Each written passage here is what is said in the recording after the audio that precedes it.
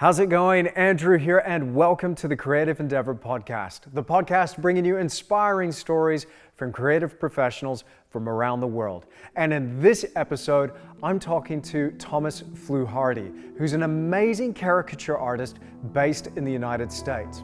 His work has been featured on the cover of Time magazine, Der Spiegel, and Mad Magazine, and I just absolutely love his artwork. Naturally, I wanted to reach out to Thomas and have a chat to him and talk about not only his fantastic art and how he creates it, but also a little bit about his personal story and what inspires him. Now, this was a great conversation. I know you're going to get a heck of a lot out of this one. So without further ado, here's Thomas Fluharty in the Creative Endeavour.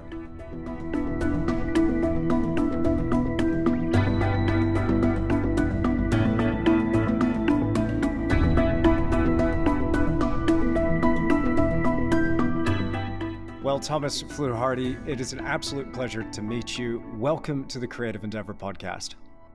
It's awesome. Thank you, Andrew, for having me on. It's super cool to, talk about what we're going to talk about. I love art. I love making images, and it's an honor to do it. Oh, fantastic, man. Fantastic. Well, look, before we get stuck into your fantastic art, I'd like to hear a little bit more about your personal story and maybe a bit about how you got started in art in the first place. Yeah. So, I mean, like almost all my friends, I was just drawing as a kid. It's just what I did. And I just came naturally to me, and it was between me and this other kid in art school in first grade. I was just drawing. Like, nobody had to tell me how to draw, or no one had to tell me, please, now, draw now. It was just like, I was just drawing. Like, I was drawing eating cereal. I was drawing in the kitchen while my mom was cooking, and I was drawing the blinds or, the curtains. And I was drawing as I would eat Quisp and Captain Crunch. I was like drawing the back of the box, and I was just drawing like a madman. And, I was playing sports and stuff like that, but I I drew from the TV guide. So, that was back in the 70s. So I just drew all the time, and everybody knew I drew. So, I drew my dad, I drew my mom, and they were really bad drawings, but I was drawing. That's the whole point. Like, why are you drawing? And then that person is not drawing as much. So everyone is drawing, but what is it about the person that just keeps drawing and just like is like intensely drawing? So I'm just intensely drawing, like my other friends are as well, probably like you as well. So then around, somewhere around the 8th grade, I started getting into drugs, and I got high for the first time, and that kind of messed with me, and I stopped drawing. I stopped doing art, and then that was, 9th grade rolled around. We moved to another school, and I got really immersed in drugs pretty bad. And then 10th grade rolled around, and I had a bad trip on LSD. I was art was nowhere to be found, but I was really completely into drugs. And this one friend said, "Hey, my friend draws." And I said, "Oh, I draw." And I went home and drew something for him and showed him. And I don't think I probably drew for 5-6 years. And it was just that one person just saying something. It was like this extension of like an olive leaf, or some sort of like a rope out of darkness. Like someone was extending me something, or just said something to me. I took it, I drew. And then like all of a sudden I'm in the 10th grade. And I go to this art. I go to art class. I get into an art class, and this one teacher, Shirley Harbaugh, says, "Tom, you can do this. You can do this." And like, my father wasn't around because he was an alcoholic, and he was just kind of like, gone out of the picture. But my mom loved me, I had a good childhood, But at this point, my 10th grade teacher starts saying, "Tom, you can do this. Your drawings are really good." And I start actually hearing like this interest, and I start getting excited about art again. And then when the 10th grade is over, I would go to a 10th grade art class completely stoned, because it was right after lunch, and that's when I would bring in these big bongs and stuff, and we'd fill it up with pot and go to class completely stoned out of my mind. But I would hand in these drawings and started like thinking and hoping and like thinking about drawing. And she said, you could do this. So then she said, 11th grade, you could go to a vocational school. And I was like, vocational school? And then she's like, yeah, but you'd have to leave your friends. I looked at my friends. I was like, these aren't really my friends. These are stoners. You know, I mean, I'm a stoner. I'm not like, there's nothing to really leave here. And so she's like, yeah, you could go to joint vocational school and do art all day. They have a commercial art program. I was like, dude, that's awesome. So I went and showed them my book, my work, and the 11th grade teacher came over and visited me, and I was like, yeah, you're accepted. And I went, and 11th grade, you know, I'm learning about all these great illustrators, you know, hey, Mark English, Bob Peak, Maxfield Parrish. I never heard these names before. And I was like, all of a sudden, I'm drawing every day. I'm like designing. I'm like studying printing because there's a printing room right next door. And it's a vocational school. That's all I'm doing is art. I don't have to do math anymore because I suck at math and I hate math. And it's like, you know, it's just stupid. It's like, I'm never going to use the alphabets to solve the math problems. I mean, I hate math. So it was like, this was something I freaking loved. I was like, this is intense. So I start designing, drawings. I start like composing images. I started working at a racquetball club, and I start drawing and composing images for like a racquetball poster and stuff. But all of a sudden, I'm thinking about art. And then after the 11th grade, I get into the 12th grade, and this teacher named Jack Wellbaum, he's like this super positive guy, and he's like, Tom, you could do anything you set your mind to. And I was like, I never heard that before. You know, I was always like second string. Like I couldn't be great. I couldn't be good. That dude, he's awesome. He plays basketball. I'm on the second string. I could never, you know, like my mentality was like, I could never be good. I'm just second string or whatever. But I just didn't have anybody that really got into my head and told me if I set my mind on something that I could do it. And so this teacher, man, he started like getting into my head and like just talking to me. And then my father came back into the scene, and he started like saying, you know, Tom, so I'm a senior. My friends are going to go to art school. And my father's like, Tom, you're going to go to school one way or another. And he'd see my drawings and he would start crying. And he was like, you're going to school one way or another. And I was like, you don't have any money, you know? And he worked in the bar business, and he was a good man. It wasn't like he was a complete loser. He was just kind of so bound up that he was just so messed up in that sense of just drinking, that he just wasn't able to be there for us, you know? And it was a bit of a drag, really. But what happened, Andrew, was one night, my friends were like, dude, let's go party. And I'm like, no, I got to go see my father. And this is July 1981. And I'm graduating in I might have even been graduated in July. I think I was already graduated. I'm just waiting. Am I going to art school or not? My friend's like, dude, you coming to art school? And I'm like, I don't know. Dude, all of a sudden, I see my father on a Friday night. I wake up in the morning and I get this phone call from my stepmother. And she's like, Tom, is your father there? And I'm like, no. And she's like, I'm like, why? What's going on? She's like, your father never came home last night. He might have been killed in a robbery. I was like, what? It's just flipped me out, you know? And I was like, oh my gosh. I hung up the phone. I said, call me back when you know. I hung up the phone. I'm like, it better not be true. Better not be true. Call my sister. She makes phone calls me back like 20 minutes later and says, Tommy, it's true. And she's just bawling. And my whole world fell apart. Like, it was just crushed. So he got killed. He was basically murdered in this bar. And I'm so the sorry. bizarre thing was, it's okay. It's just the way that it went down, you know. But it's crazy, Andrew, because when that happened, I got to go to school, art school, totally for free.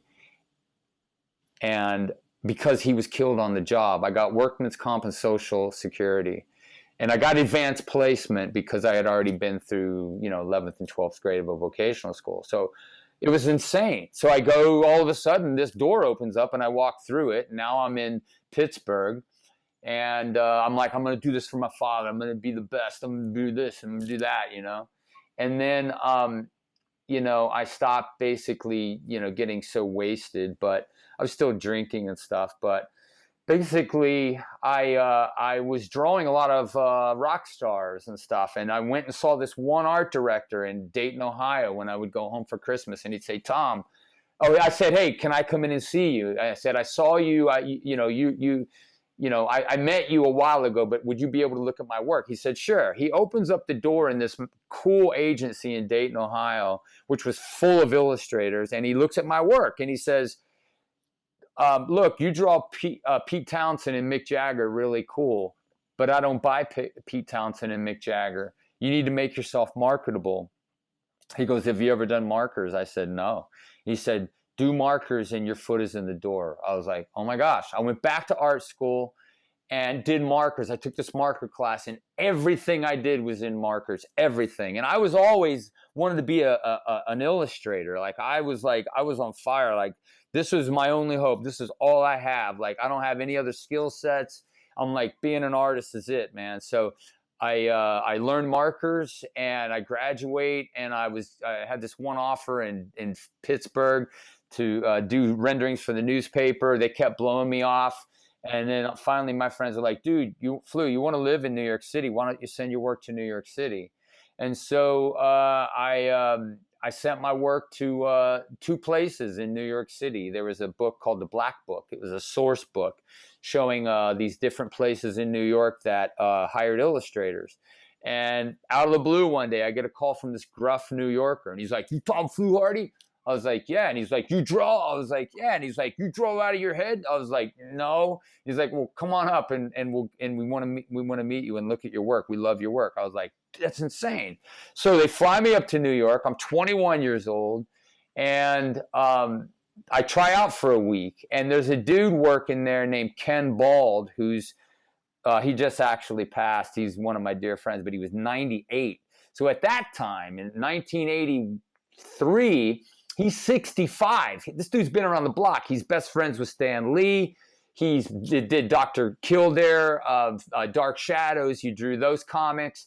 And he did Captain America. So he, if you have to stop me anywhere in here, please. No, keep going, man. Riff. I love this. Keep going. Yeah, sorry.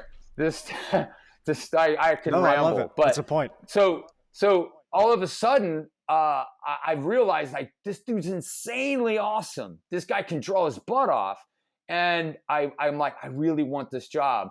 And so I trained for a week, and they say, Tom, you got this job. Do you want it? I was like, sure. And they're like, we'll pay you $250 a week. And I was like, okay, awesome. So this is in 1983. I move up and I start that job at Gem Studios. It was like the premier storyboard house in basically in the world, especially in New York City. We worked for every major agency, BBD&O, Young and Rubicon. Just everything. It was insane. And I just drew my butt off like every day. We'd work 15 hours a day, and I started out drawing hands and that were like holding a Coke can or something, and Ken would do all the figures, and I would color them with my markers. And after about a year, I renegotiated my contract and said, dudes, I want $500 a week. And they were like, I had to kick you out of my office. I had to kick you out. And I was like, he's like, but I like you. All right, we're going to give you 500, but you're mine. And I was like, I'm okay, dude. And so I just worked my butt off and I just drew like crazy. You have to, in storyboards, especially for agencies, you're drawing everything and you're drawing from the ground up, meaning you don't have a photo. You have to learn how to draw from a grid and construct as if you see this scene that doesn't exist. And I'm using reference and I'm shooting pictures for myself and stuff like that. But it's like hardcore boot camp drawing fundamentals of like insanity. And so I did that. After a few years, I became sought after while I worked there. And my whole goal was just to to just learn how to draw. And I still wanted to do magazines and stuff like that. But I was like, nah, man, I'm just going to draw. I'm just going to learn how to draw. So I drew thousands of hours in incredibly difficult situations and stress moments of just intensity and rejection and just all this nonsense that happens in storyboards for all these agencies in New York City. And so I did that and for 13 years. And that was so crazy. At one point, we were going to leave 10 years in, and they said, "Hey, we know you're leaving, but we haven't given you a contract. We haven't given you an offer. Would you stay?" And I said, I don't really want to know what's in that envelope. They were handing me an envelope. I was like, I don't really want to know because I don't want that to really be the whole reason why we stay. We're leaving. And then we had this lunch. They took me out to lunch. And then I finally looked in the envelope and I was like, oh my gosh, this is crazy. So they gave me a house allowance. They gave me a car allowance. They gave me a $15,000 raise. I don't mean any of this as a brag. I'm just trying to say it's interesting. Like, people don't know story. And so these stories of how somebody gets someplace it's necessary. It's helpful. And so, like, all of a sudden, they promised me that my boss would be out of the picture, and the one boss that I was having problems with, and this one dude was my other young boss. He wrote me the contract, and then he left a year and a half in. All of a sudden, I'm left back with my other bosses for the remaining year and a half. So it was a 3-year contract, and then I finished that out. And then I was like, I had already been studying painting and caricature. This was around 92. I started studying caricature. I went over to Mad Magazine while I was still doing storyboards. My heart was just wanting to be doing editorial and be known as an editorial illustrator. No one would give me the time of day. They'd all say, hey, your work looks like this person. And so I went over to Mad Magazine in 92. And they gave me some constructive criticism, and I worked on my book for 3 more years. Went back over, and this is in 95. I have 1 year left on my contract at the storyboard place, and out of the blue, they gave me this cover for Mad Magazine. I was like, oh my gosh, they took me in. It was insane. I posted about it on Instagram. I don't know if you saw that, but if anybody wants to see the story, it's on Instagram. But basically, they gave me that cover, and that rocked my world. That was insane. Like, that was just like insane. And then after that, I finished out my last year there at Gem Studio. And then I went freelance, moved to Minneapolis with my wife. We had 3 kids at the time. And then we moved here to Minneapolis. I started doing storyboards. I started, doing caricature. And then out of the blue, the New York Times tracked me down because I had left them a crazy sort of a mailer, and they tracked me down, and just all this stuff just happened with the New York Times. And the story about that, Andrew, which is interesting, was they called me up and said, dude, you're hard to get a hold of. This was 96. I just moved. We're like 3 or 4 months into 96 after we moved here. And they tracked me down. And the dude says, boy, you're really hard to get a hold of. This was before the internet. And he said, hey, we have this job for you. We want you to do Jerry Lewis. And it's 5 illustrations, 5 caricatures, and we'll pay you $500. And I was like, 5 caricatures for $500? That's $100 a piece. Really? I was like, I said, let me think about this. I knew it was the New York Times, and I knew it was the Sunday New York Magazine, which is gigantic because I lived in New York. And so I knew exactly what it was. So I called him back and I said, hey, Paul. Paul Jean is his name. He's a good guy, actually. I think he still works there. And I called him back. I said, hey, you know what? I can't do 500, but I said, you make it 750 and I'm in. He's like, okay. I was like, dude. So we did it $750 bucks. And when it came out, it opened up every door. Like, I knew if I took that small amount, as opposed to, be a jerk, like, no, it's got to be 4,000 bucks. I knew if I just looked the other way and really just fit it in, that I took a small amount because I knew what ultimately the power of it. And that's exactly what happened. This was back in the day of answering machines. I'm not making this up. I'm not bragging, but I literally worked for every magazine at that point. I started doing a weekly gig for Outside Magazine. I was already doing a monthly gig for Mad Magazine. The GQ called, People Magazine called. And so for 1998, Time Magazine called. I did the cover of Time in 98. Just these opportunities that happened. But to be fair, I didn't know what I was doing. I hadn't arrived by any means, and I haven't arrived yet. And it's like this whole idea that like, oh, here's my style, this is it. No, this stuff happens through years of repetition and years of failure, years of struggle. Now, your failures aren't going to be consistently terrible all the time, but you have to work through a bunch of mediocrity. And I'm still working through it on any given day, but I'm at a place right now where now through all of this stuff that's been going on in my life of just creating and figuring out who I am. But basically, I'm at a place now where I'm really happy and comfortable with what I'm doing. But back in 98, even when I was doing editorial work, I looking back at my work, I cringe at it because I'm like, oh my gosh, I was trying so hard. And yet I was doing work for Mad and New York Times and Time Magazine and stuff. And it was cool, but it was where I cut my teeth. It took me, Andrew, about 12 years to figure out caricature. 12 years of repetition, 12 years.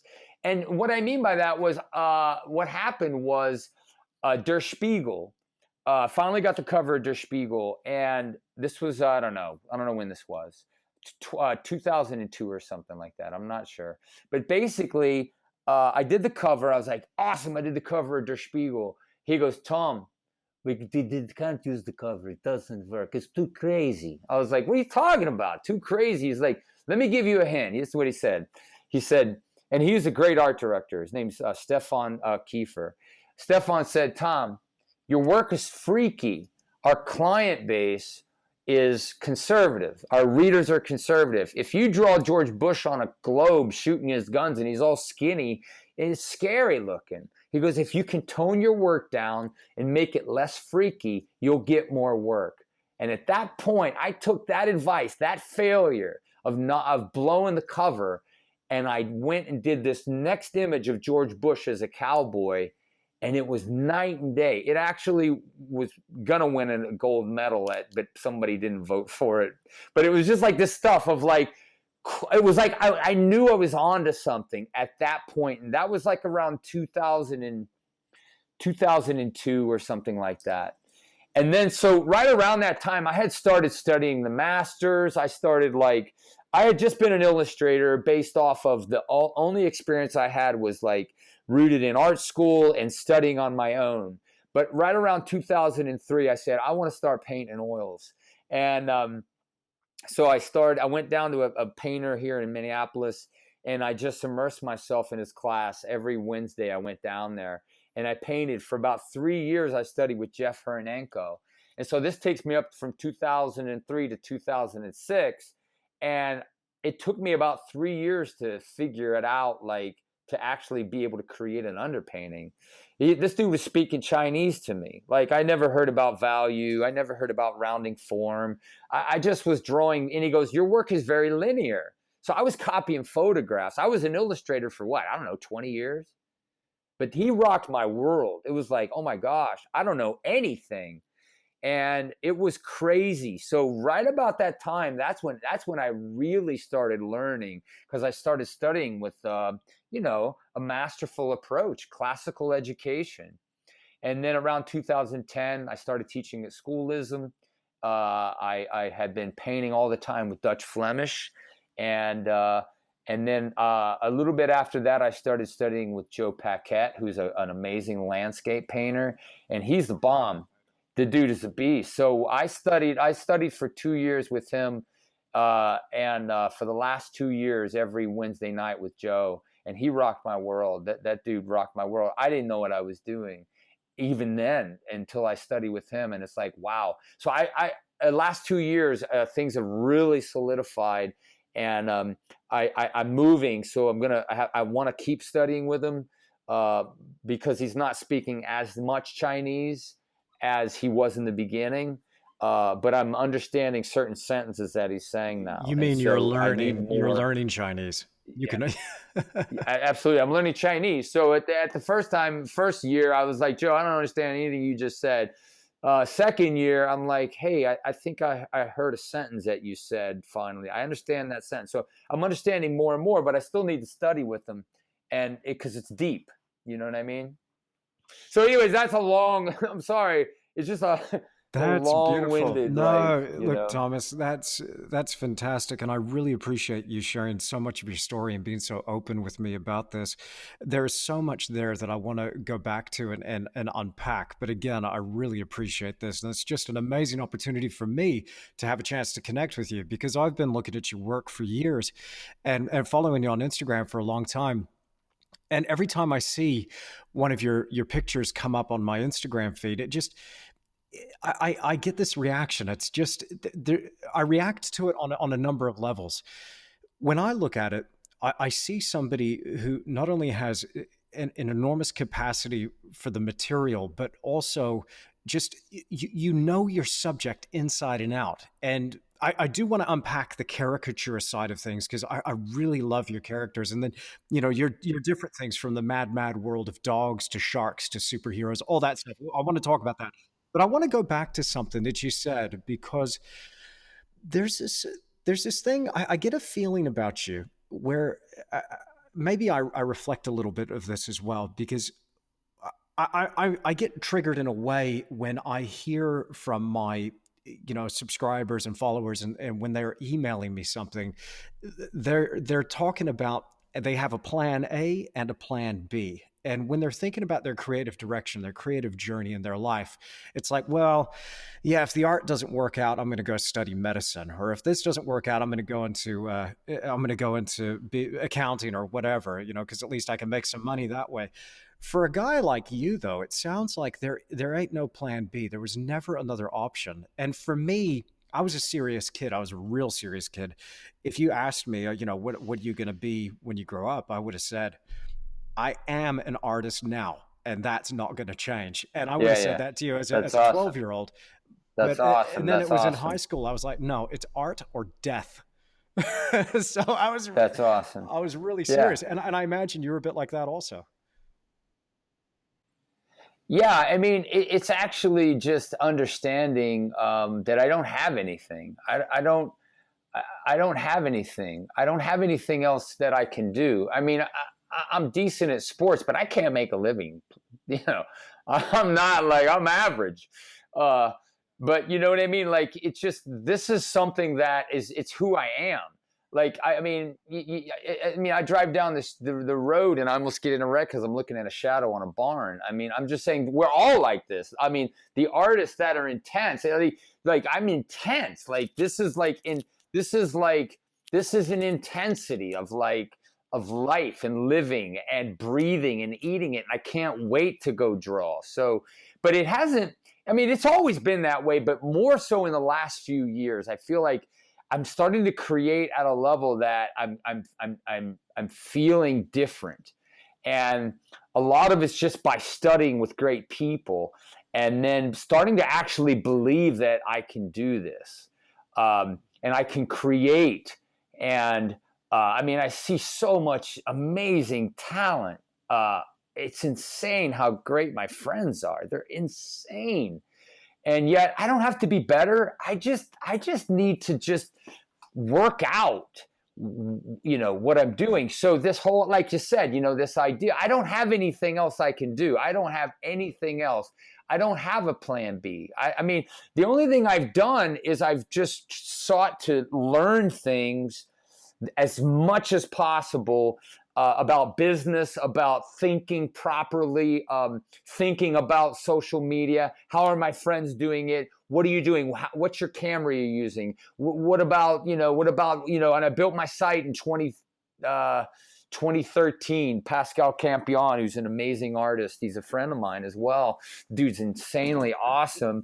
He's like, I can't believe you didn't have a site, you don't have a store. And I'm like, I now I do, but at the time I was like, I didn't. So I'm saying I pick these people's brains and I become talented or smarter because they're a wealth of information. And all the great artists are humble. Like, nobody's an idiot. I mean, there are idiots. They're insecure and they're afraid because they know that they're not as good as they, everybody knows they're not as great as they think they are, or whatever. But I'm saying the great artists are always humble and they're amazing. Like John Navarez, if you ever met and got to hang out with John Navarez, honestly, this dude is insane. Bobby Chiu is the same way. These guys are super humble.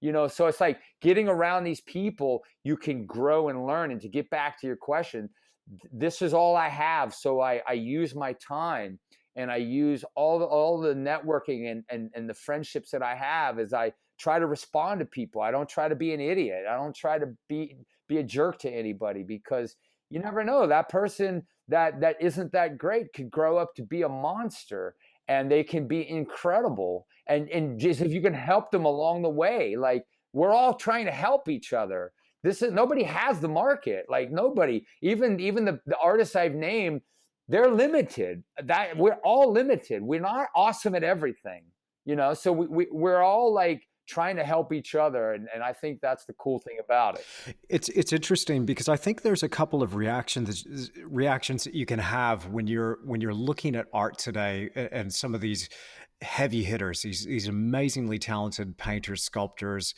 draftsmen. There's just an amazing abundance of people. You just open up your phone, jump on Instagram, and there's one or two reactions. And I must admit, I'm guilty of this. Early on, when I'd look at other artists, I would get insanely jealous. I'd get really jealous and be like, man, I'm nowhere near where I want to be. And it wasn't until maybe about 8 or 9 years ago that I was just like, you know what? It ain't about this. It's not a competition. It's not about where I fit in some sort of rank. There's room for everybody. And it doesn't matter who I'm dealing with or who I'm looking at there. Everybody's my senior in some way. There's something that I can learn here. I feel now like it's a party, and there's a massive conversation that's happening, and we all have a little something different to say. And now this is the such a great joy for me to reach out, connect with people like yourself and others, and share these stories with people. I think it's awesome. It's just an awesome time right now to be an artist. It is. Andrew, honestly, the rescuing thought I have that rescues me from the insanity of competing with people is, that's insane. Here, this is humbling. Okay, this is what I remember every day, no matter what I create, no matter what I make, and I believe this to be true, and I can back it up. I'm going to die and be forgotten. Bottom line. And the reason why I say that is it's the fact. But I went to the Met or some gallery in Russia, I think it was the Met, and I said, hey, I want to see the Bouguereaus. And they said, oh, Bouguereau's in the basement. So I was like, wait, Bouguereau is in the basement? They're like, yeah, he's not popular. I was like, that is incredible. If Bouguereau's in the basement, Fluharty won't even make it to the basement. That's the point. And so it's like, it doesn't matter. I'm not going to try to make it in a museum. I'm not going to let that ruin my life or ruin my joy. Do you know what I mean? It isn't that I don't want to create intensely and that I don't want to pursue excellence. I want to be awesome at what I do. I want it to be intense. But you also have Zorns. You have Sargents. You know what I mean? These guys are on stratus. They're like on they're on another planet, and I'll never be at that place. So therefore, relax, draw, enjoy, and create, and network. Be buddies with these amazing artists. Some of them might go into history, but to even have that be a jacket that you put on or a weight or whatever, man, there are too many amazing artists around. But the one thing that's cool is that not everyone has the market on everything. Nobody's awesome at everything. You know what I mean? Like, you have to do one thing over and over and over and over and own that one thing. That's what's going to give you a voice. Like, my drawings right now aren't because I'm trying to do anything. I just can't get enough of it. And it's like, I'm not trying to make a voice, but I'm hitting a nerve that is a nerve that I'm hitting for me in my soul and who I am as an artist, that I can't get enough. I just can't get enough of it. And so it's starting to create a sort of a recognition, or like, hey, and people will say, oh, I love your blue line stuff, or have you seen his blue line stuff? It's like, I'm not trying to make a voice. I'm just saying, whatever it is we're doing, I'm striking a nail every single day, every day, every day, every day. And I'm not drawing Hillary just to put up for a post. I just did an Indian the other day, but that was just because I was inspired. But I'm not going down an Indian road, you know what I mean? Or I was doing dogs for a while. I haven't completely bailed, but I am extremely distracted. Things excite me, but I'm trying to stay focused. And the one thing I keep coming back to is the drawing. That for me, there's nothing above drawing. Drawing is it. If people are responding to anything in my paintings, it's the drawing. And I'm going to develop as a painter. I'm going to develop as a painter for the rest of my life. But I'm not going to lose sleep if I'm not that great at it. I'm just going to keep working it. But I'm going to draw every day. I'm going to draw all the time. And I'm going to try to figure it out. You see what I mean? Like, it's like, because drawing is it. Drawing is it. It's all there is. And I know people might like, what are you talking about? At the end of the day, you only paint as good as you draw. So my point here is to say, draw as much as you can. Develop, draw, study with great people. Try to draw as much as you can. Wow. Yeah, it sounds, I mean, again, you're in it, really, it sounds like, to scratch the creative itch that's within you. As soon as you focus on something external, something maybe ego based, well, I hope they're talking about me in this group, I hope the establishment accepts me, or whatever. At the end of the day, who gives a crap? Like, it's about what's inside, because you're here to bring to this whatever you were given and really speak with your voice. I think I had a big dose of this when I was a bit younger. I really so desperately wanted to matter. And it's only been very recently where I thought, a bit like you, with Bouguereau in the basement, I don't think, I can almost say for certainty that I know that I, in a historical context, won't be remembered. So what is it about? And for me now, it's so much about the process. It's so much about, and also helping people with the process. I'm getting way more validation out of actually helping people, because I believe that creativity and expressing yourself creatively is a fundamental human right. And that life and society, we're not set up in such a way that actually explores that and celebrates that. The school system, and again, maybe back to the school days here, but the school system for me as well, I felt so much like they were trying to put me in a box and turn me into a factory worker. I was like, well, I don't give a crap about math or science or geography or English or anything. I'm going to draw pictures. I'm going to draw pictures in my school file. And that was me. There was something I was going to say. There was something I was going to say real quick, and it kind of got away from it. So then I debated on bringing it up. But you talked about helping people. I firmly believe in that. I think that when we take our skill and we spread it out, and we say, I'm here to help you. I'm here to if you got a question, shoot me a question. Because as artists, we're sort of artistically bipolar. I'm not making light of bipolar. What I'm getting at is, we draw. I'm awesome. This is awesome. Oh my gosh, that's so incredible. And we go to lunch, come back, that sucks. Or it's like, I suck today. Yeah. I suck today. I suck today. And so we beat ourselves up. We crush ourselves. But all of a sudden, if some great artist likes my work, all of a sudden I'm like, oh my gosh, I can't believe it. And I'm like up again. And I'm like down, I'm up. That didn't get that many likes. Oh, I suck. I shouldn't have posted. I'm just saying, we're like all over the map, right? But when we can look at what we're doing and say, I've been doing this now 35 years. I say, somebody just shot me a note. They took the time to say, I love your work. I'm a huge fan. Thanks for what you do. You inspire me. And if I ignored that, my opinion, I'm an idiot. People that don't respond bother me. Here's what I'm getting at. When I was 16 and messed up, no one looked at me, no one cared, but there was this one person, Joel Kraft. I remember his name to this day, and he paid attention to me, and he was kind of a cool kid, and he said something to me, and he actually acknowledged me. It changed my day. It like gave me hope because somebody actually acknowledged me.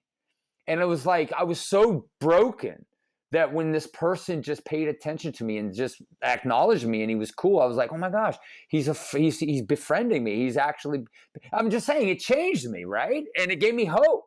And so it's like when people write me, I just respond back. I'm like, thank you or whatever. And it's like you could change somebody's day and you could actually go over to their page, like 2 things, and then jump off and go about your day. And then they're like, that freaking dude liked 2 of my drawings. And like, you know what I mean? Like you can change somebody's day with very little effort. I mean, what does it take for you to look at his work, like 3 things and move on? I'm just saying we need to be sort of encouraged as artists, and artists especially, because we're so all over the map. As artists, we need it. It's a community project is what it is. It's not a solo endeavor. And when it becomes a solo endeavor, then we become arrogant, we become competitive, and we don't have any friends, and nobody wants to be around you. No one wants to hang out with that guy. I mean? No.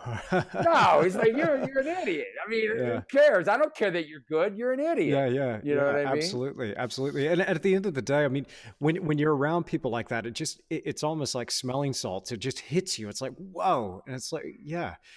There's nothing there. There's nowhere else you can move. There's nothing you can say. There's no in. It's just like, okay. I react to it very badly now. And when I was just first starting out, and again, Facebook was just starting as well, and I was trying to work out how to get myself established online. There was a lot of people that I reached out to, and for the most part, many people never responded, never wrote back via email, never heard anything. But the ones that did, that really went above and beyond, really paid attention. I had one guy on here on the podcast, Brendan Darby. I reached out to him. Shout out Brendan Darby. I reached out to him when I was just coming out of university.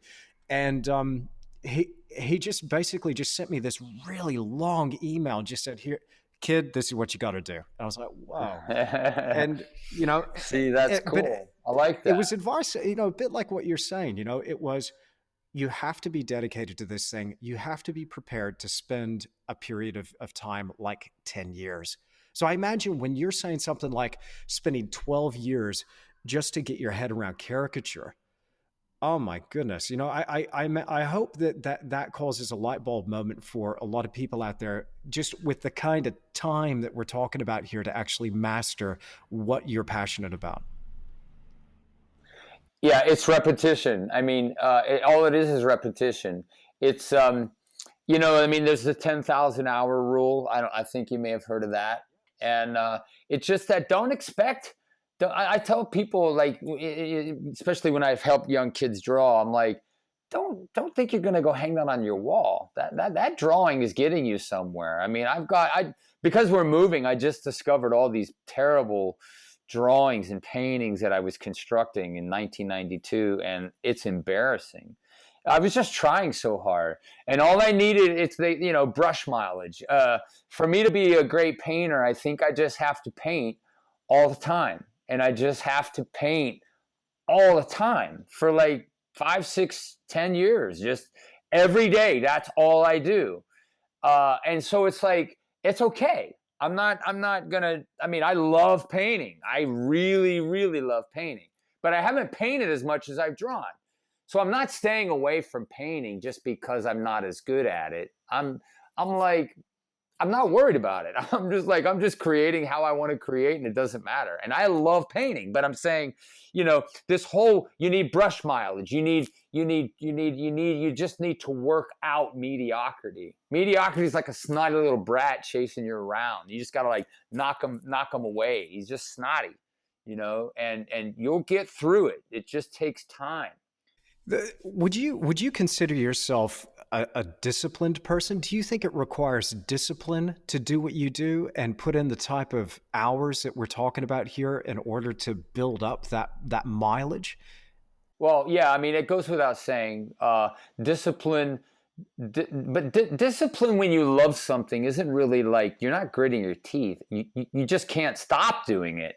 It's like I've said basically on Instagram jokingly in the last few posts, like I'm addicted to drawing. I'm giving myself over to drawing. It's like discipline it's not a task. Discipline is a joy. Because you love it. Like, I don't love lifting weights. I don't dream about lifting weights. I have done it. You can't tell, but it's like, I don't dream about lifting weights. I don't dream about running. I don't, I dream about being awesome in drawing. Like I have to keep myself out of my studio. Like, so I'm saying you have to be disciplined, but anybody who's great at something or gets really good is disciplined. But to me, that's a byproduct. It's not like I must be disciplined now. I'm going to go down to my studio to be disciplined. I need discipline today. No, I don't need discipline. I don't even pay attention to discipline. I just can't stop drawing. Yeah. Does that make sense? Of course, 100%. And so it's like nobody had to tell me to draw. I actually am crying because I'm not able to be drawing right now because I got to pack up my house. I got to go mow my lawn because tomorrow morning they're taking pictures. I'm saying, but I'm hurting. I'm like, oh my gosh, wow. I need to create. I need to create. Well, again, I just really appreciate this time that you're giving to me right now. Because I know what it's like to move, having moved so many times and uprooted and set up studios all over the place. And I'm just glad that now finally I'm not leaving this place. I'm going to stay here for a while. Awesome. That is awesome. It's you mentioned something there. About exercise. I find that having some sort of physical routine, having something that kind of engages my body and just allows my mind a chance to just stop and switch off and focus on something else. And this has got enormous tangible benefits on my artistic career. Have you found the same? Are you keeping up with a regular exercise now? Yeah. So it's interesting. So I do exercise, not for the last year and a half, 2 years probably. But exercise is something I've just always done. My wife used to jog all kinds of stuff, and she did triathlons and stuff. But for me, I played squash and racquetball intensely. I'm an intense person. I get on a racquetball court and I'm diving, and I'm like 56, and I'm diving all over the place. It's just, we play intensely, so I'm intense when I do sports as well. I played, baseball, and then I had to stop playing that, because just I'm getting older. I hate to play that card, but I got, just too much. Like, my body's breaking down. But I need to when we move, I'm going to start playing racquetball again, and I play competitively. I mean, there's different levels of racquetball. I got to a very weak, low open player, so there's like, these different levels, and A, open, those are solid levels. Like, you've been playing the game for a while and you play at a certain level. I love that. But I haven't played racquetball in probably 5 years. I started playing squash. So all that to say is it helps me a lot when I'm working out and I have a spring in my step. Mentally I'm clear, but I need to get back to it. I just started playing squash here in the little town where I live in the South Island of New Zealand, and there's a whole squad of really amazing players. So it's good fun. It's pretty intense. But now I'm starting with more and more weights as well. I just find that it's just the perfect way to just hit that reset button at the end of the day, and then it fuels the next day. But Well, what I found with the exercise, and I've said this before on the podcast, is that for me, it's almost like a perfect metaphor in, you know, maybe I'm a little bit different in that respect, but it's a perfect metaphor because I say to myself, well, look, if physically I can do this with my body, or at least I try to do this, then what's stopping me from doing this, that, or the other in terms of my art, my business, or putting myself on the line? Because physically I'm able to do it, and I just find it builds that mental muscle to make that decision to just jump into something, you know? Yeah, absolutely. I mean, okay, so I don't know how old you are, but 36. yeah, okay, that's awesome.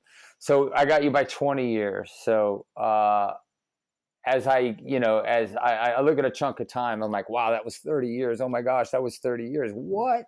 And I'm saying 30 years from now for me, I'm 86. Like, oh my gosh, that I mean, that's how I can look at the last 30, and now I get 30 more, and that last 30 was really fast. Now I'm like, 30's like that.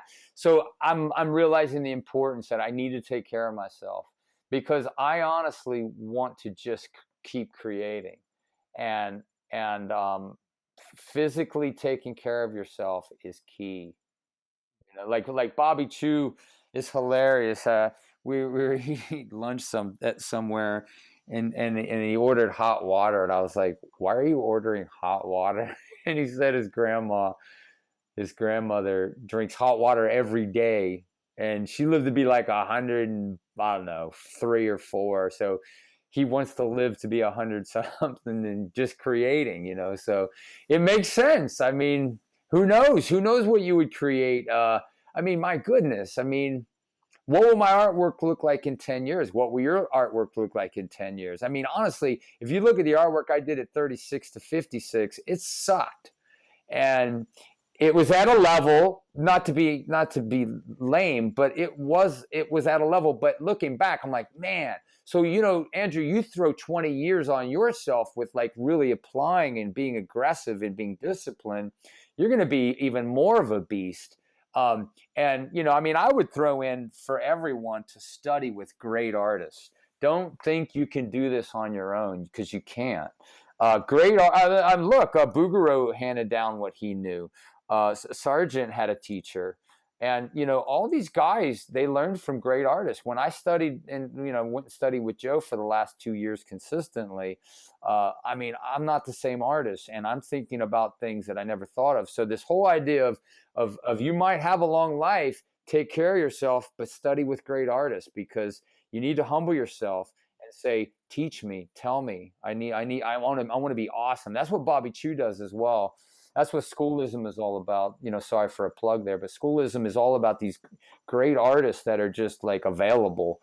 And I try to study with as many great people as I can, because I want to get Well, great. why don't you talk to us a little bit about schoolism? Why don't we? That's a perfect opportunity to bring this into the podcast, and why don't you tell us what that's all about? So you teach with us with this. Is it a group or a website?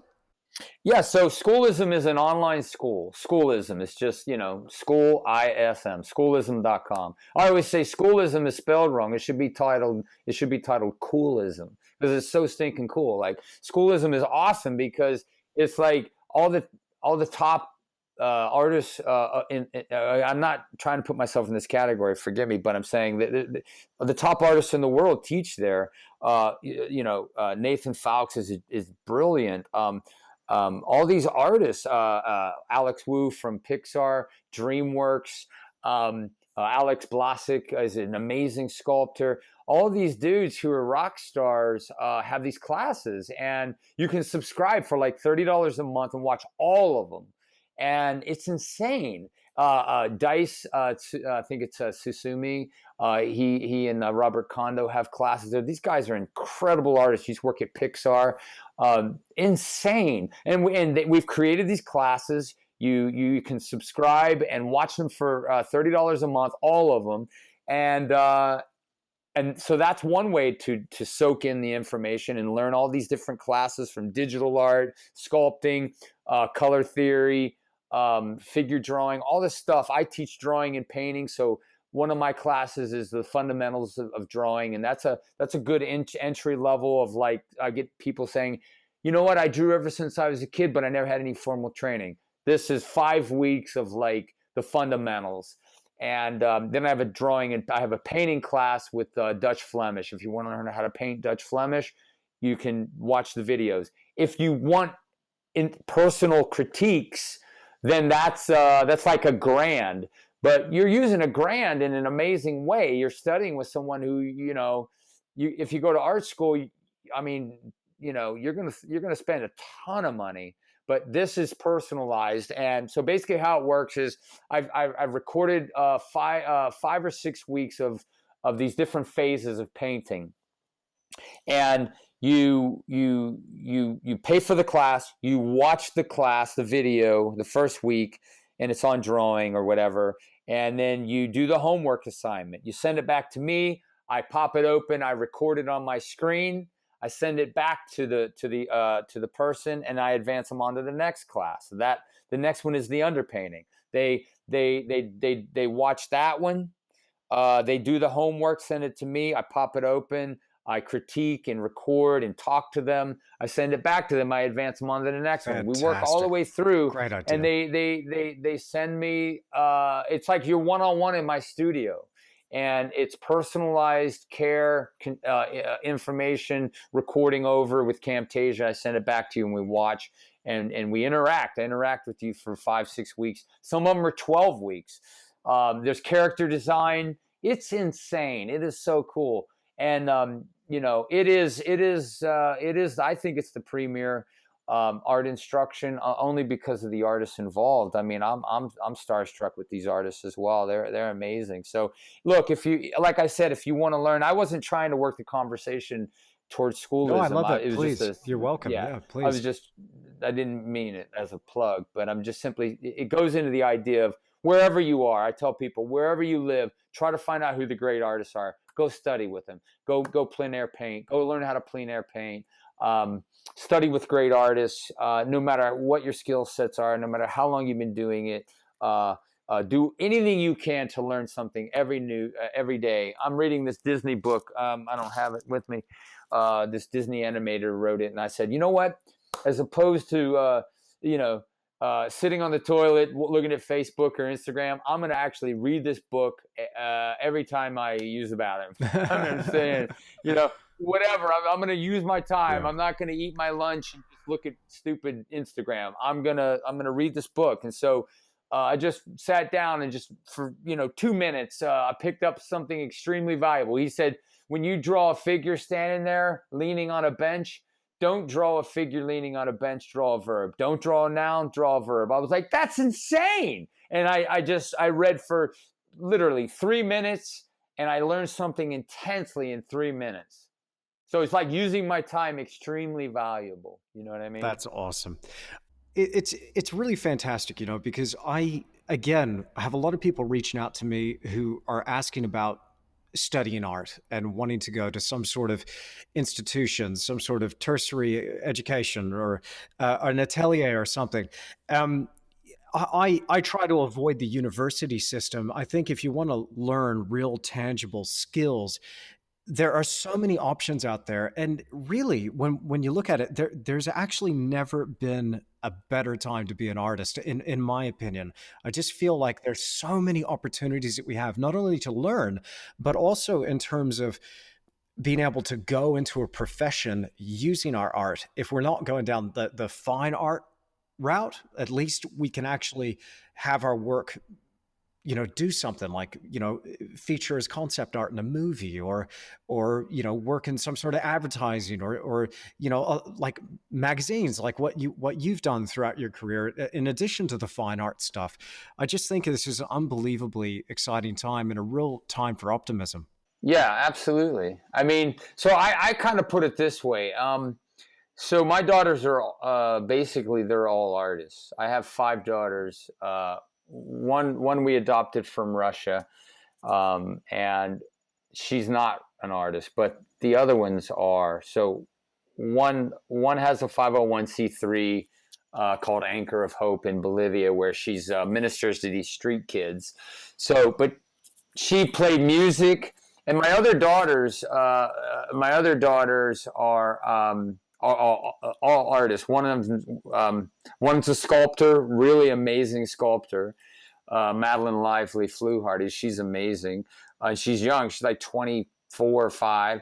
My other daughter, Stevie, she's learning. She's going. She's a musician, and she's going to be a music teacher. And my other daughter, Lindsay, is a designer. So I had this, and that's their job. So I had this dilemma, like, do I spend like $250,000 a person for their education? I don't have $250,000 for one. So like, you have to figure out like, what's the best way to do this, And so, there's local universities, there's community colleges that are cheaper. You could get into art that way. But I always say this: if you're going to be a designer, you might have to go to a university and learn design, because you can get a staff position as a designer. That makes sense. You're going to get a staff position. If you're going to be an illustrator, that ain't going to happen probably unless you get into like film, or you do something in like, in one of the animation schools. Sheridan is a big animation school up in Canada. But I'm saying that if you're going to get into animation and start working at some studios, it might make sense to learn that and go to these animation schools. That makes sense. You might owe $250,000, but you might get out of there and you might be able to make that back. Depending on how great you are. So I'm saying there's wiggle room. My whole thing is I had a guy come here, and he's a beast. This guy, his name's Todd Casey. He's a great painter. He's on Instagram. He's really blowing up. And he came here to visit me like, I don't even know, 15 years ago. And he was an illustrator. He's doing some caricature. And he's like, what do you think? And I said, you know what, Todd, your work is forgettable in the sense that all these people are doing caricature.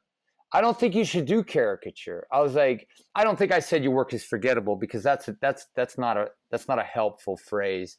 I might have said something like, I wouldn't encourage you to get into caricature because it's just not something that I think has a real big future to it.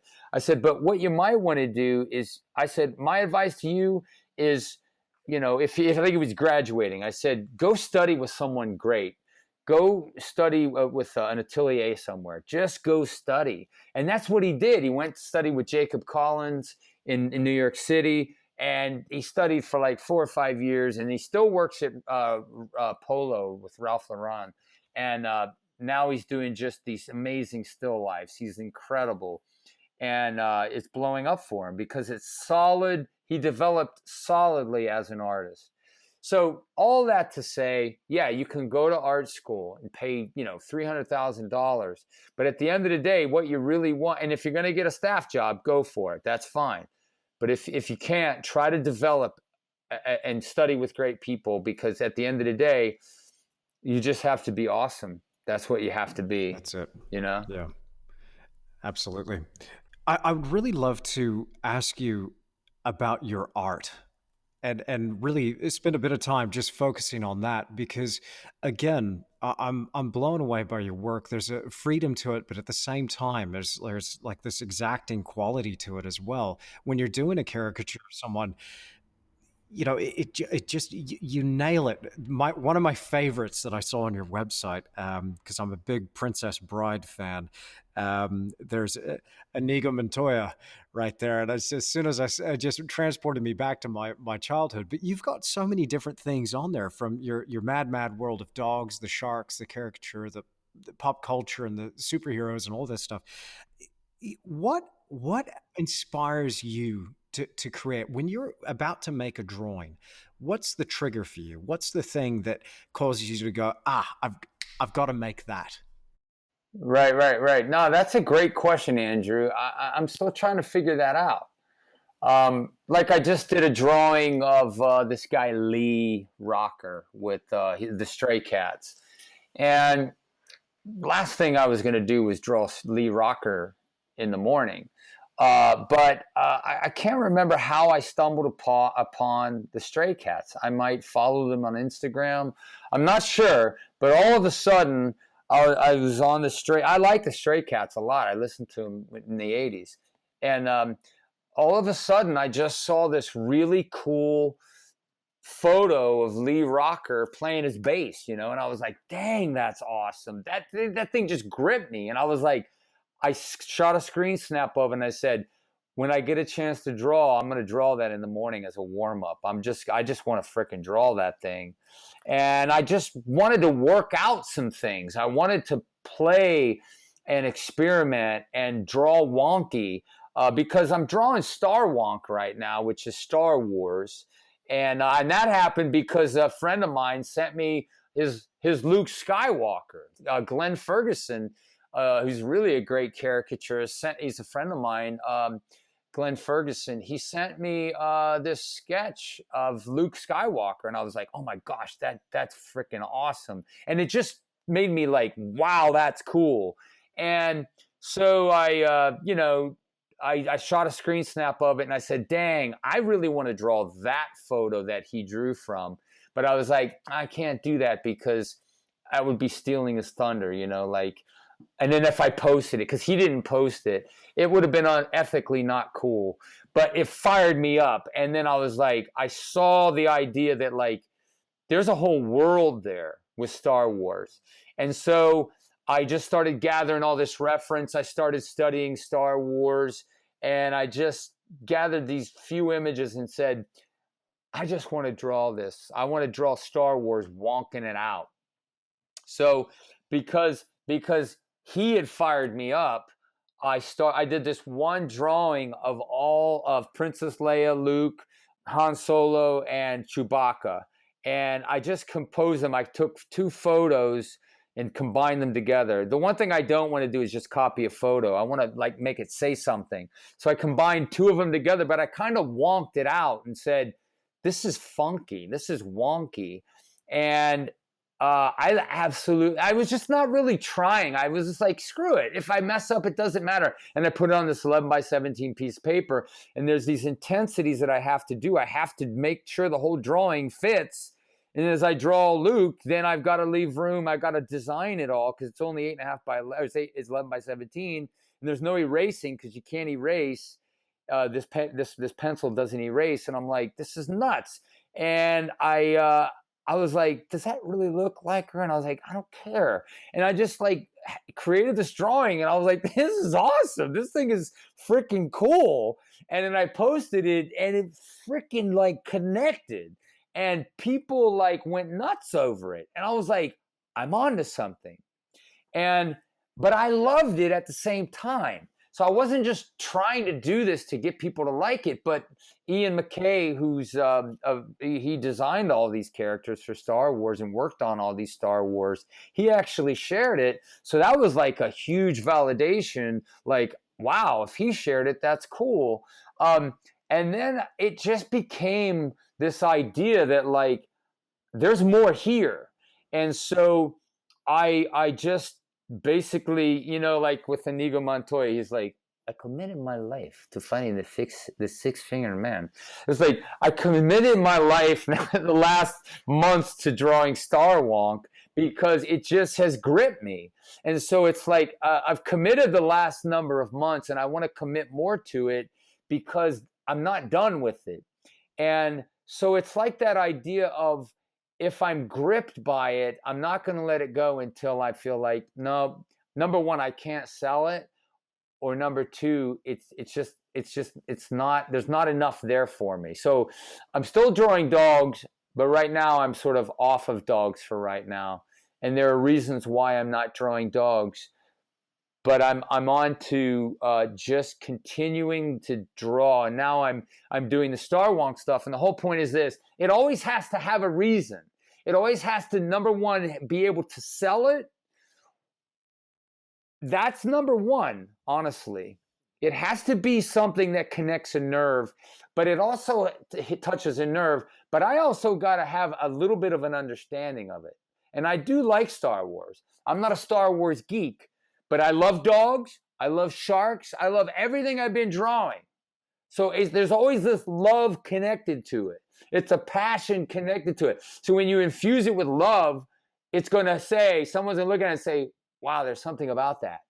If I draw, let's say if I draw a bug or a cat, I don't love cats. They won't resonate, but there's something infused in what you love that you do that, it will resonate. So right now I'm drawing Star Wonk because number one, I want to sell them and I want to approach some galleries. I want to go to I want to go to a Comic-Con. I want to go back to Comic-Con. I want to approach the Star Wars celebration and get a booth at 2020 and just set up a show. So I'm just going to keep creating Star Wonk until, but I'm already selling them. That's the other thing. People have written me and said, hey, I love this Star Wonk stuff you're doing. What do you have for sale? And I'm like, well, this one isn't for sale, but this are. And I just sold 3 drawings and sent them to Portland. So I'm just saying, it's cool. It's like, this is so freaking cool. And, I got this one Yoda right here that I haven't finished. Oh, and it's what a treat. Hold that up to the camera. Cool. Come on, hold that up. Cool. Look at this. Okay, I'll just mention to the people listening to the audio version of this podcast, if you want to see the video version, jump onto my YouTube channel and you're going to see a real treat. This is Yoda. Oh, my goodness. I'm working on that one. And I just have all these other things that are going on that I'm just, you know what I mean? Like, it's crazy. I mean, it's really crazy. I've got a lot of stuff here that's just, one more. Yeah. Well, this one's actually really cool. This is not done yet. Oh, I love it. This one is insane. I got to get in and move a few things around, but I'm going to actually paint this sucker. But I got something else. This one is really cool too. Hold on. That is unbelievable. This one's really cool too. This is Han Solo. You can see the size of it, but I do these drawings up to this level, and then I just step away and get distracted and start drawing something else. But these are cool, I'm going to actually finish these suckers. And but I got a few others here that are really crazy. Oh man, this one's insane. This one's really cool. So this is one that I'm going to do. It's Darth Maul, and I'm going to put 3 figures down here. But it's really cool, look at that. It's just crazy. Yeah, so I don't know. I'm like going off, but wait, I got one more. Oh, this one's really cool, but I haven't finished it yet. This is the one where they're in the actual. I love it. In the Millennium Falcon? Yeah. But they're kind of wonked out. Chewie looks a little funky. But this is just, it's you've Star Wars. nailed them. But this is the thing, like you have, Thomas, you have this ability of being able to distill the character. Thanks, man. And you just, forgive me, but it doesn't look like that drawing took very much time. But I think that's the skill where you actually, well, okay, look, it took decades of experience, sure. But in actual time of sitting there with your pencil or the I'll have to ask more about the materials you use, but it just looks like the character is just there. It's infused with that vital essence of the character. And there's this immediate recognition with me, just seeing the profile of Harrison Ford as Han Solo and a couple of drawings back. Just a quick little study and you nail it. I'm just like, that blows me away. That pushes my buttons, man. That's really cool. Oh, that's awesome, man. Well, thank you. I have them where I miss as well. Here's one that I just did that's not completely nailed down. This is Luke. So I'll do these drawings, and a lot of times the eyes is everything. If you're off in the eyes, you're off. You could, if you're on the eyes, you could put that freaking eyes on a dog and it's like, wow, that dog looks like Luke Skywalker because the eyes are everything, the eyes are it. And so because thankfully I have more hits than I do misses, but I have misses and I don't worry about it. And sometimes the misses are where it just didn't work, it's like, but a lot of times there's no erasing. This is what it is. It is what it is. It's like there's no, you have to chart this out. It's crazy. It's a crazy discipline, but no, it's cool, man. I mean, I enjoy it, and that's the stuff that fires me up, you know? I love what you said a little while back about infusing it with love. And it's causing me to think about something and really challenge something as well. I was told in art school and university, which I will say personally, I feel did more harm than good for me. Again, it was not a skills based education system. It was more teaching you what to think, not how to think. And I heard there that if you sell your work, you're not a real artist. If you're commercial, then you're selling out.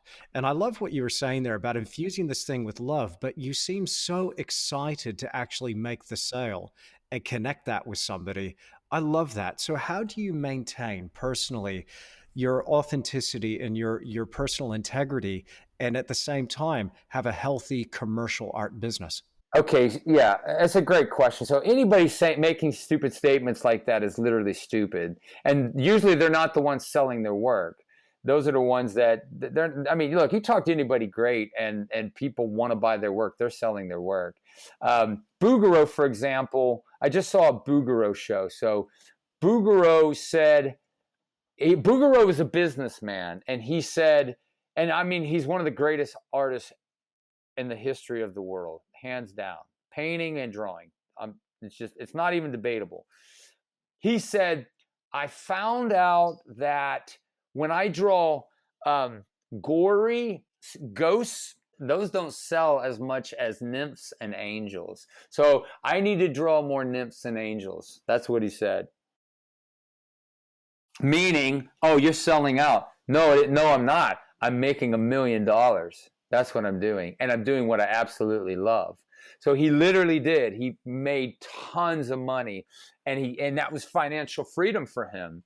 But he also knew what he needed to do, and he could do anything he wanted. But I'm not drawing kitties in boots and selling them for $10,000 and looking the other way. I think I would go nuts if I was drawing kitties in boots. You know, it would just, I would die, because that's not me. But if I can wonk something out and I can do caricature, which I absolutely love, it's always a challenge. It always keeps me excited. I'm always pressing in. So this whole idea of selling out is ridiculous. It's like, you know, I want people to own my work. I want to be able to I want to be able to not have to go get a real job. And so that's what I'm doing. It's like, sometimes my wife's like, you have any work on your table today? I'm like, yeah, I got a ton of work on my table. You got any paying work? Absolutely. And it's just like, well, that doesn't mean I'm making money today, but I'm going to sell this thing.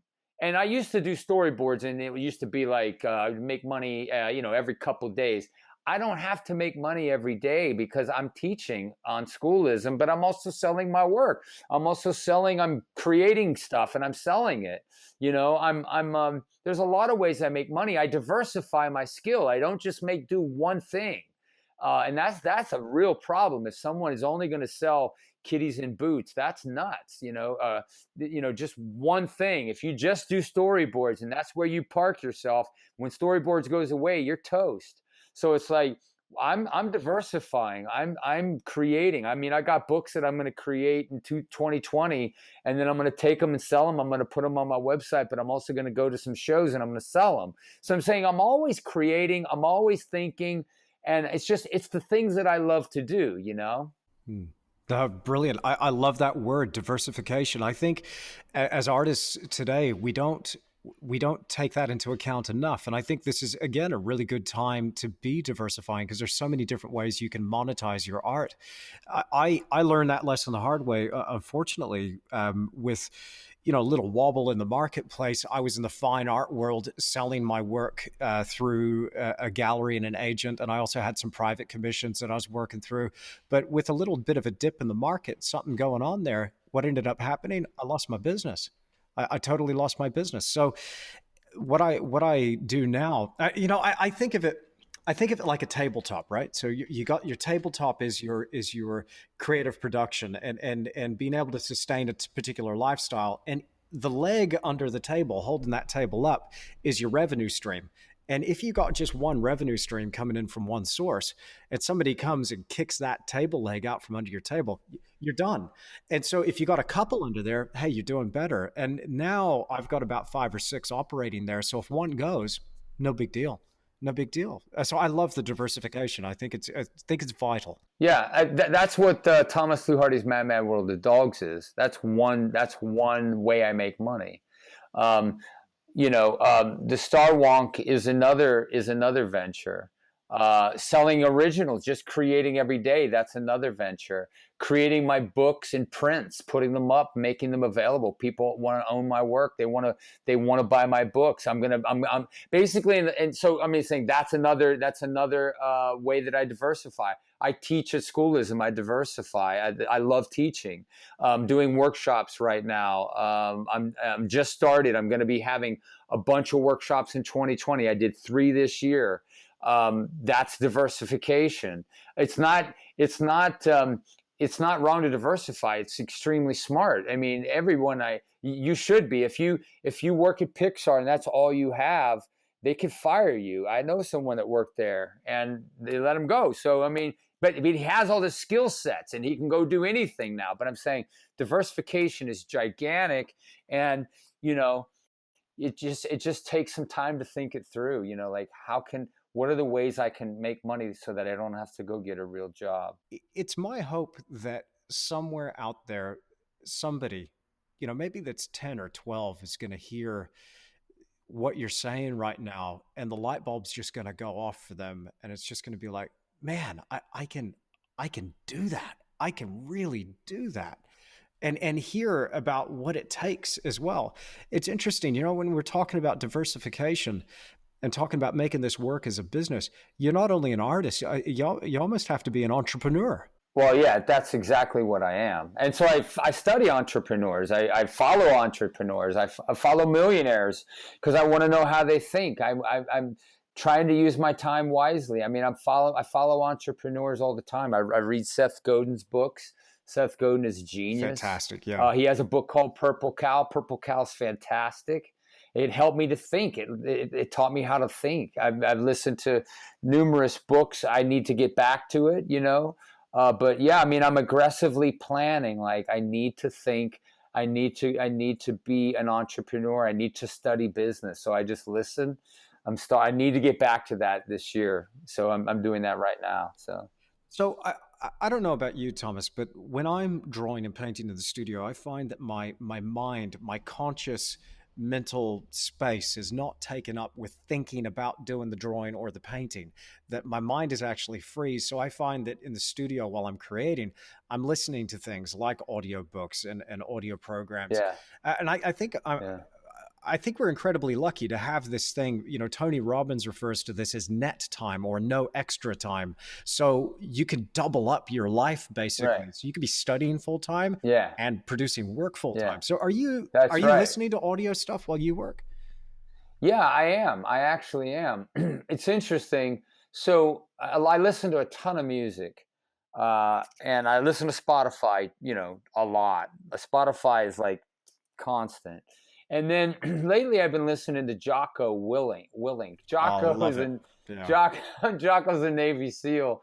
And again, it's this, I used to think Navy SEALs were like these testosterone supermen. And I've been a huge geek out fanboy of these Navy SEALs. I've watched everything and watched YouTube videos. But listening to Jocko, you realize like they're actually human beings and they're actually cool people and they're really real. And there's another dude, Jason Gardner, who's he and his wife Iris, just they're rock stars. They have these stories, and they're real people, but they're real. And you start being inspired by just their humanity. That they're not just testosterone. They're really real people.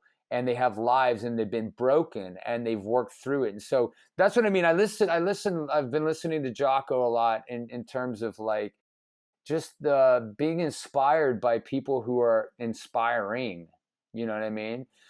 Because life is dark. There's a lot of darkness in the world and I don't read the news. I hate the news. I try not to swipe left on my phone. and read the latest news. It sucks. And so I try to just I try to keep my life and my mind where it's just filled with truth, and just don't get involved in politics and the nonsense and the suckiness of life, of Facebook and stuff like that. Where it's like life is short, and I want to be inspired, and I want to be excited.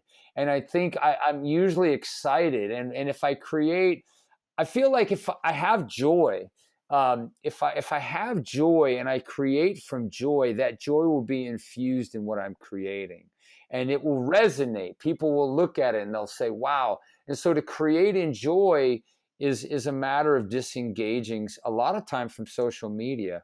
But when I say social media, Instagram has a place because it inspires me. There's a lot of amazing artists. But what I've come to do is not to get depressed and discouraged. And always when I'm discouraged, it's because I've just compared myself. So I'm aware, oh, I got discouraged, it's because I compared myself. So once I'm aware of discouragement, it's because I compared myself. I stop comparing myself, and then I remind myself Bouguereau's in the basement, and then I move on. Brilliant. And that brings you back to center again, doesn't it? Oh yeah, absolutely. Yeah. Yeah. There's this thing, with Jocko Willink, he's got this little video that I keep thinking about. It's called, I think it's just called Good. And it's him Yeah. giving his philosophy Yeah. about, Yeah. your girlfriend Yeah. dumped you. Good. You lost your job. You Good. didn't get the promotion. Yeah, good.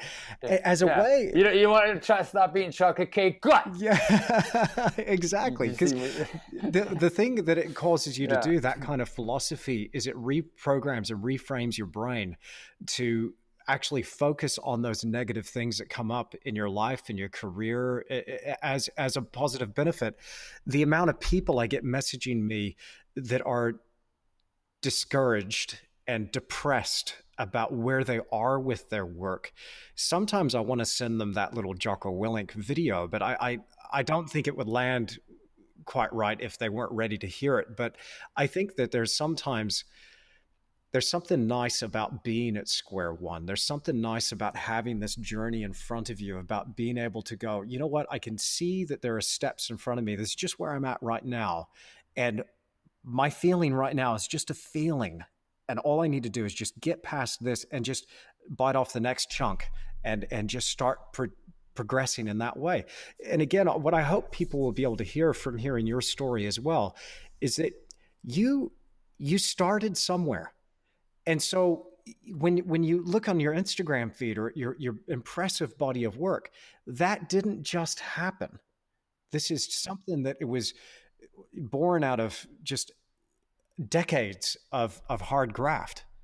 It's years. It's totally years. Like I was saying to somebody that if Instagram came around like 15 years ago, I'm glad it didn't, because right now I've been on maybe 4 years, I think, maybe. And the cool thing about it, it's like I have worked through all of this mediocrity to finally be at a place where if I'm creating something that's cool and if it happens to inspire someone, it's because there's all these years that have gone into it. It's literally 35 years I've been drawing every single day for 35 years. And it's like, it's just so crazy to think about how fast it's gone. And especially with the extreme focus in the last 3 years, I think, it's just like somebody said, man, you're so prolific. I was like, I don't even know what prolific means. Wow. I had to like look it up. I was like, what the heck is prolific? And it's just like, you're just freaking making work all the time.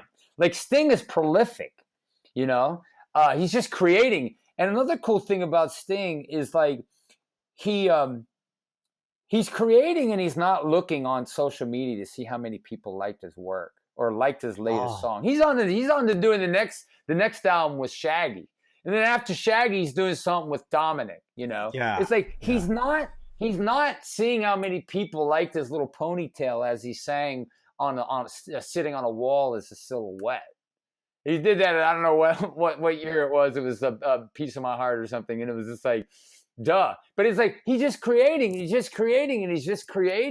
And it's like somebody said, I was just reading this book on Disney by this Disney animator, and he said, what's awesome is that the more you create, the more creative you become. And it's like this fuel. It's like this life. You don't diminish. You actually replenish your creativity. You create more, and you become more on fire. And so that's mainly what I'm experiencing. I mean, like I said, I've got this drawing that I want to freaking finish, but like I went on to another one because I'm just like, whoa. And it's like it's this creative fire that happens. And so that's what I'm getting at. That's how we kind of got into this whole thing. It's just this showing up somewhere, showing up on Instagram. People have to keep into context that this has been going on for a very, very long time. Even if somebody's only on social media for 4 years or whatever, or especially on Instagram. Steve Houston is a great idea. It's a great example. He's an amazing artist. He's an amazing artist, and he's helpful, and he's life-giving. And so it's like when he does that, this dude's freaking been around for a long time. I remember walking in a gallery in Soho in like I don't even know. I was in New York. I lived there for a long time, and all of a sudden I walk in this gallery. There's Steve Houston. He's doing the same work, but he's still freaking awesome. He's as awesome as he was then. And it's just like he's even better. But I'm saying my point is he's just prolific. He's just creating. And he's not creating to so that somebody notices him. He's just creating. It's like if everybody was blind, would you create? I would. I would create if everybody was blind. I don't care. What if you were blind? That's a great question. I don't know. I would cry. It would take a while to figure it out. I think it would be a broken place. I think it would be very difficult. I think it's sort of like, again, this is a sort of ridiculous to answer like I know what would happen. But if you ever watch The Incredibles, Bob, did you ever see The Incredibles? Yeah. Love that movie. So Bob Parr goes into hiding, and he's a superhero, and so he becomes a tax guy, and he's reduced to a cubicle that he shares with a cement pillar in his cubicle, and he's crouched over, and he's just like he's monotone. All the life is sucked out of him because he's a superhero. He's a freaking superhero, but he's pushing papers. His whole point is he's diminished. He's not. So if you take away our eyesight, that would be difficult because it's like seeing is who we are. It's like we create. That's who we're made to be. You know what I mean? I think it would really hurt. I often think about that. I often think, if I suddenly went blind, what would I do? And I think I'd be, like you in that way. It would hurt definitely.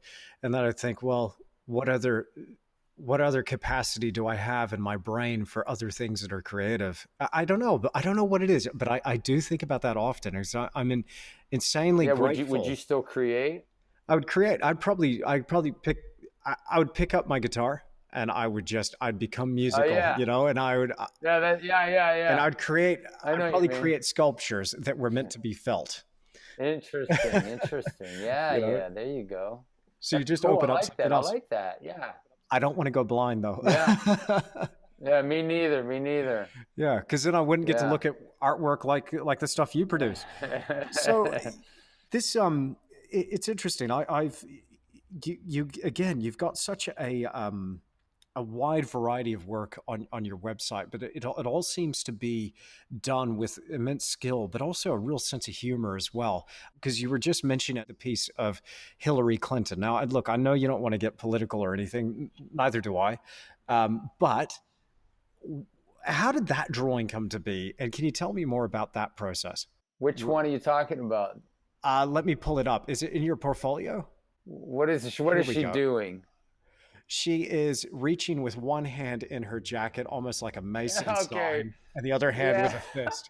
Wow. Yeah. Okay. So that actually that caused some problems, I think. Okay, so I don't mean any of this as a brag, but that won a gold medal at Spectrum in Fantastical Art, which is really bizarre. um, it was just crazy. I didn't even know it. I just submitted it under editorial. It was an image I saw in my mind for quite some time. She's running for president. She's running for the presidency in 1993. And I just saw Hillary. It's called Sir Hillary, poised for a takeover. And she was running, running for the presidency. And I just saw this image, and I just didn't paint it and didn't draw it. Finally, I was just like, man, I gotta create this image. And I just put it down and painted it, and I was very heavily inspired by Jean-Auguste Dominique Eng, and I was like, oh my gosh, and so that's what it was. And then when it was submitted to Spectrum, my friend who was on the jury said, "Tom, you actually freaking won the gold medal." I was like, "No way." And then I found out that some people were really pissed off about it. They were ticked off. They did not want to give me a gold medal. Lighten up, people. They hated it. They didn't like it. And I heard this from the guy that runs Spectrum, Arnie Fenner. He was like, Tom, he's like, I had to say that this was fantastical art. That this was summed up who we are. It's like it's super fantasy. It's just crazy. So that was huge. That was like gigantic. So I still have it. People love it. People hate it, and it's probably my most. Maybe it's the most talked about piece I've done. So Yeah. I don't know. And it was actually in acrylics. Believe it or not. Wow. That was the last painting I did in acrylics. The other one that I just love here that I've just pulled up is this one of Bill and Hillary on the occasional chair. And again, you just nail the character. It's impossible to. I don't think it matters particularly what side of the spectrum you're on. You're left, you're right. You're Republican, you're Democrat. You're a fan, you're not. I don't think it matters. When I look at that painting, it makes me smile. It's hilarious because again, you distill this character, and it's such a sense of humor. Yeah, it's fantastic. Yeah. It's that the soap opera where she's like this with her fists and going like in a chair. Yes. Yeah. Yes. So that was for the Weekly Standard, and I had like a couple of days to paint it. That was in oils, and it was insane. So they were like, "Can you do Bill and Hillary as a soap opera?" And I was like, "Oh my gosh, I would do that for free." So I was like, "Yeah." So I Googled soap opera, and you have to capture that soap opera moment. So that was insane. That was a crazy moment. So I mean, they write it themselves. I just simply made it, turned it into what it already is.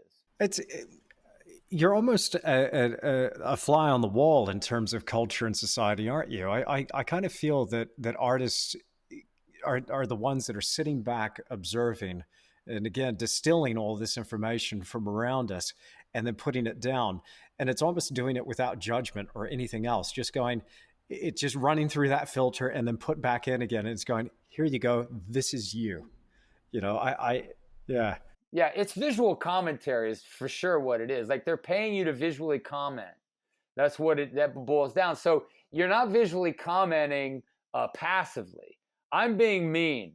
I'm being mean to Hillary. I'm being mean to Bill. I'm poking. I'm making fun. I'm making them look dumb. You know, Trump, I'm making him look dumb because I think that he's dumb at any given moment. I think he's done dumb stuff. Bush, on the other hand, people hate him, people whatever. But I mean, I wasn't trying to make him look stupid. I don't think he's as dumb as people were saying and all whatever. People come after these guys. So when I made him into a cowboy, I wasn't trying to make him look like an idiot, but I poked fun at him. So yeah, there are people I take the gloves off for, so it's like, but you know what? People do that. That's what the job is as a caricaturist. You're going to make, yeah, you're going to go after certain people, and that's okay.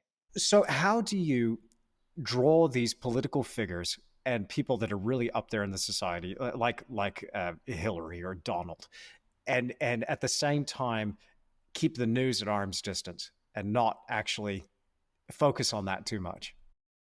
Yeah. I know what you mean.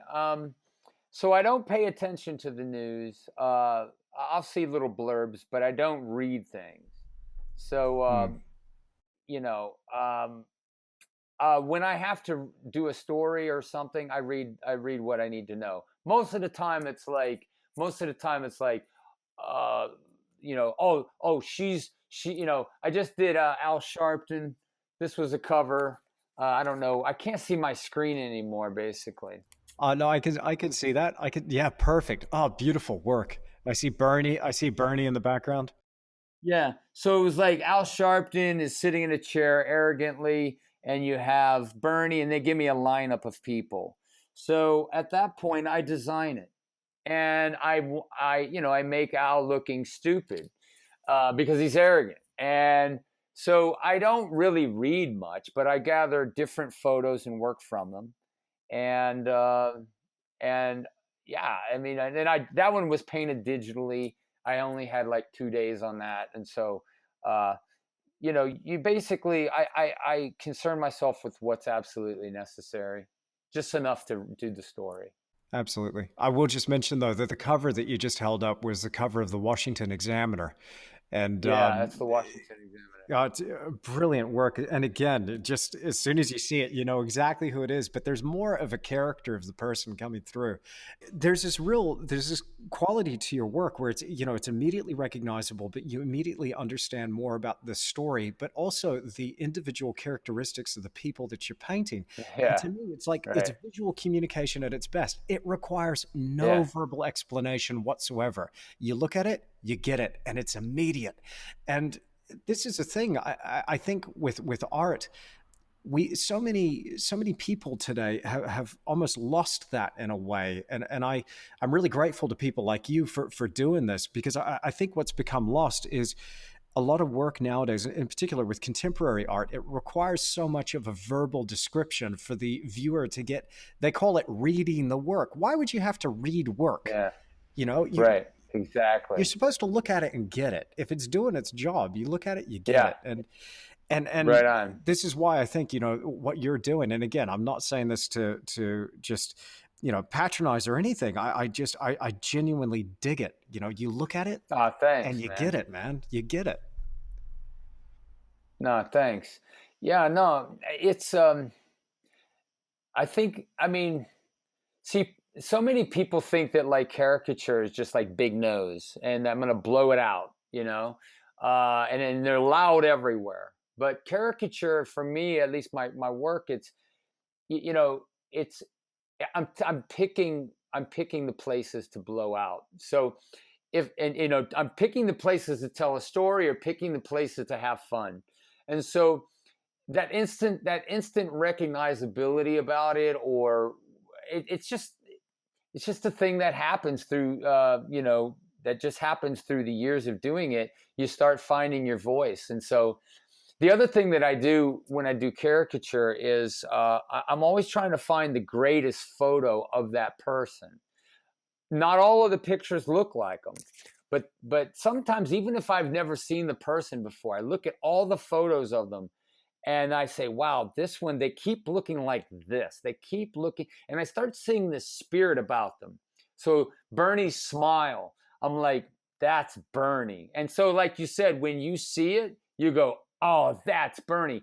And it's almost like this innate skill that maybe I have, where I'm picking the right reference, I'm picking the right swipe, the right picture that really captures that person. And so I'll look for an hour to try to find that perfect shot. And I rarely go just Google the person. I'll grab pictures from Google, but I go to like Getty. I'll go to like these extreme houses that have pictures that nobody has really seen. And I try to draw not from the famous caricatured photos, but photos that I've really taken a little time to find. And so it's all those little things that make my work different, because I'm doing a little bit of extra work. And I'm not just picking a picture that everybody's caricatured before. Everybody's bored with that. They Hmm. check out on it, Yeah, you yeah, know? absolutely. Trying to And then, find that and then you fresh throw, approach. yeah, you throw it on a little body, and all of a sudden, you got a caricature. Right, right. So you're putting up all of this beautiful work on your Instagram feed. What's next for you? What are the projects that are more kind of your immediate to short term, or maybe even some long term projects? Where are you going from here, Thomas? That's cool. That's a great question. I was talking to somebody, and he's a really great friend, and he's a smart man, and he's someone I ask, and I said, "What about a 5-year plan?" He said, I don't have a 5-year plan," and I was like, "Wow." So everybody thinks they have a 5-year plan. Knowing myself, I can't tell you I'm going to be excited about drawing centipedes in 5 years, or if I'll still be drawing star wonk in 5 years. So I don't know. I don't know. I honestly don't know. All I know is this: I want to be freaking awesome at drawing. I want to understand it. I want to develop and grow and just keep drawing and see where it goes. And so I want to just keep drawing the things that move me because I know they'll move people. So I'm not trying to move people. I'm trying to move me. And so I'm just trying to develop and grow. Like I want to go out and plein air paint and work out what I've been studying with Joe Paquette. But I just don't have time right now. And so I'm going to do some paintings of Yoda. I'm going to finish 2 Star Wonk full figures that I started. I want to create a body of work to approach some galleries in LA around Star Wars celebration in 2020. I want to, I just want to keep creating a body of work. I want to sell my originals. I want to just create stuff like that. That if this guy, I did a Maestro series. And so the Maestro series, I came back and I just did one more. I did a Miss America series. And out of the blue, I just said, man, I was flipping through that file. I was like, dang, this was really cool. These Miss Americas I drew. And I'm like, dang, I'm going to do another one. So I just did another one and posted it, and then somebody bought it. And so I'm just having a blast, like I want to keep having a blast. That's my 5-year goal. Keep having a blast, keep being engaged, keep being excited, keep loving what I'm doing. And if I get sick of Star Wonk, I'm on to something else. I'll tell you what's amazing is the Wizard of Oz is a pretty cool whole genre. Also, the Princess Bride's on my Princess Bride is on my radar as well. I've been wanting to paint this ultimate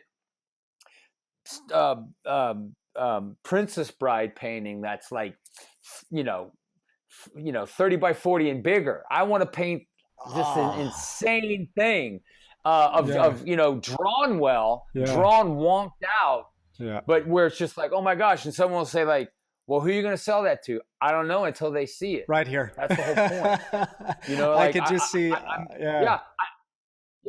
You know what I mean? It's like, I don't necessarily, I haven't sold this yet, but I'm taking all this stuff with me to Lightbox Expo in the next 2 weeks. And I'm going to have all my originals there, and I'm just going to sell them to people who want my work. I don't have to have a 5-year plan, but I want to just be excited. You know what I mean? Like I started drawing sharks, and the whole reason why I stopped drawing sharks is because I couldn't sell them. You know what I mean? I haven't sold them yet, but I will. I actually sold one, but I don't care.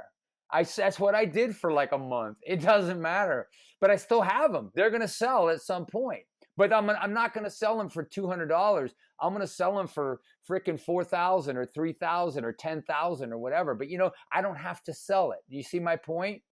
You see what I mean? Like I don't want to just give it away, but I do have it. And people are inquiring, and they're like, oh, dude, that's a little bit out of my budget. That's okay. I have other things that I do. I have drawings that I've been selling of sharks, so that's fine. I'm saying, you know what I mean? I'm just excited. I know you're excited, but I'm not going to lock myself into one thing. You know what I'm saying? For sure. Absolutely. That's a fantastic, man. I'm on the Princess Bride painting. I can just see the ship at the base of the Cliffs of Insanity with the screaming eels. You know what that sound is, Princess? Yeah, that's right. The freaking eels. Yeah. Right, man. Shrieking eels, yeah. Oh, that'd be brilliant. Put it this way. If I do something, it has to have a fanatical fan base.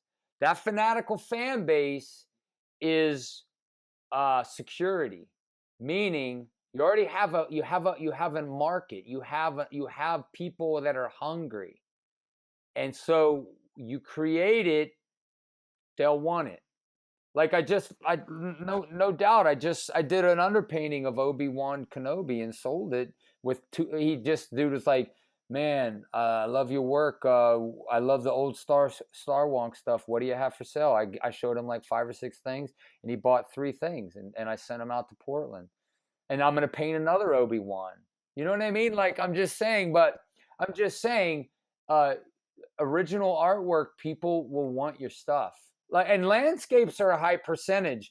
I don't put it this way. When I put up, I just haven't done enough of landscapes. I got to do it for a long time, but it's all good. You know, it's like, where are you going to spend your time? What's going to get your time? You know what I mean?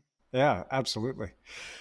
I like asking this question to the guests on the Creative Endeavor, because it's something that I often think about, and I kind of go back and forth as to what I would do.